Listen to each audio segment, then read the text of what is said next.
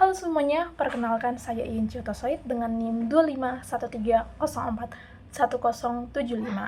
Saya dari kelas 2C Pendidikan Biologi, yang dimana pada kesempatan kali ini saya akan mempresentasikan hasil dari proyek ujian akhir semester dengan mata kuliah belajar dan pembelajaran, yang dimana dengan judul analisis faktor yang mempengaruhi motivasi dan juga strategi belajar mahasiswa.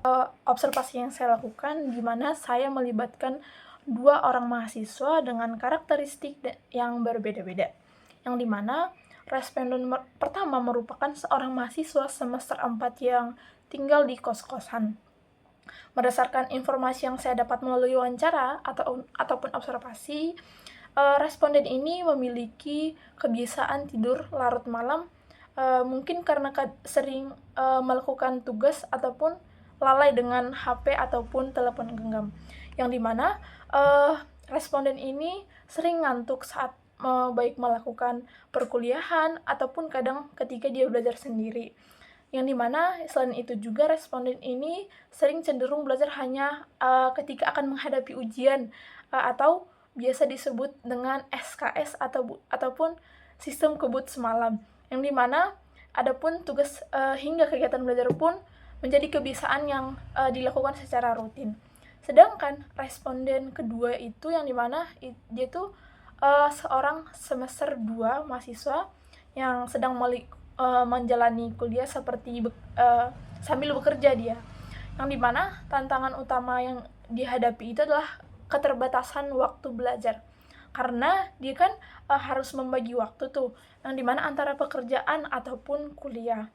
Walaupun demikian, responden ini terus melakukan komitmen yang tinggi terhadap pendidikannya dengan memanfaatkan waktu luang dan membaca materi-materi yang sudah diselesaikan melalui hasil angket belajar yang saya dapatkan itu ataupun angket motivasi belajar, yang dimana responden pertama itu memperoleh skor dengan 29, yang dimana itu termaksud dengan kategori motivasi sedang. Sedangkan itu responden kedua ini memperoleh skor dengan 37, yang dimana ini sudah termaksud motivasi tinggi. Nah, hasil wawancara dan observasi bahwa menunjukkan kedua responden ini sama-sama mempengaruhi oleh faktor internal maupun faktor eksternal. Namun, faktor yang paling dominan pada masing-masing responden ini berbeda-beda. Yang dimana responden pertama ini faktor internalnya berupa pola hidup yang tidak sehat seperti pola tidur yang kurang teratur dan kebiasaan begadang.